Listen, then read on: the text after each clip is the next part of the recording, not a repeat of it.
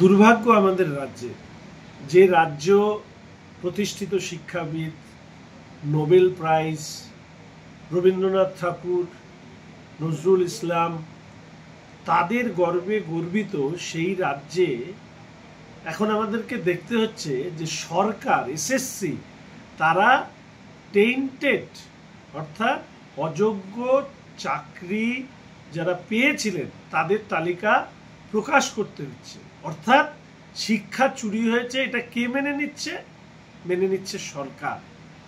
এবং দুর্ভাগ্য যে এতদিন ধরে এই যে চাকরি যারা অর্থের বিনিময়ে পেয়েছিলেন তাদেরকে আড়াল করার চেষ্টা করেছেন মাননীয় মুখ্যমন্ত্রী। কারণ তিনি খুব ভালো করে জানেন যে এই যে চাকরি চুরির টাকা তার নেতাদের পকেটে গেছে, বলতে পারবো না যে ক্যামাক স্ট্রিট বা কালীঘাটে কতটা গেছে, কিন্তু একথা প্রমাণিত হয়ে গেছে যে এই এগিয়ে বাংলার তৃণমূল কংগ্রেস চাকরি চুরিতেও এগিয়ে, লিস্টের মধ্যেও তা প্রকাশিত হয়েছে। বিধায়কদের মেয়ে, জামাই, কি কাউন্সিলর থেকে শুরু করে কেউ কেউ ডাবল ইঞ্জিনেরও এরকম অযোগ্য তারা অর্থের বিনিময়ে চাকরি পেয়েছিলেন। অবাক হয়ে লক্ষ্য করলাম যে এদের দিকবিদিক শূন্য কতখানি হয়েছে। আমাদের বিধানসভার সরকারি চিফ হুইপ, তার যতদূর সম্ভব পুত্রবধূর নাম এখানে এসছেন, এবং তাকে যখন প্রশ্ন করা হয়েছে তিনি মহিলা সাংবাদিককে গায়ে ধাক্কা মারছেন।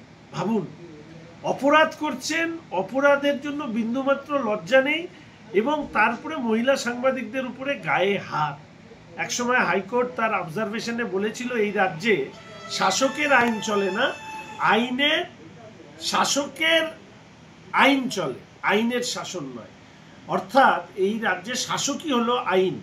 ফলে স্বাভাবিকভাবে যে রাজ্যের শাসক আইন, তাকে প্রশ্ন করার সময় মাথায় রাখতে হবে যে যেমন তেমন প্রশ্ন শাসক বিব্রত হয় এরকম করা চলবে না, এবং আপনি মহিলা হলেও আপনি তার কাছ থেকে ছাড় পাবেন না। আমার মনে হয় যে শাসক দলের চিফ হুইপ নির্মলবাবু যে ঘটনা ঘটিয়েছে, এটাই হচ্ছে এই রাজ্যে মহিলা মুখ্যমন্ত্রীর আমলে মহিলাদের প্রতি শাসকের কি দৃষ্টিতে দেখেন, তা পার্কস্ট্রিট হোক, তা আরজিকর হোক, তা কসবা ল কলেজ হোক, তা সাংবাদিক হোক, সবার কাছেই একই ধরনের আচরণ এই শাসক, তার বিধায়ক হোক, তার কর্মী হোক বা তাদের সমর্থক হোক, তারা করছে। ধিক্কার জানানোর ভাষা নেই, নিন্দা জানানোর ভাষা নেই।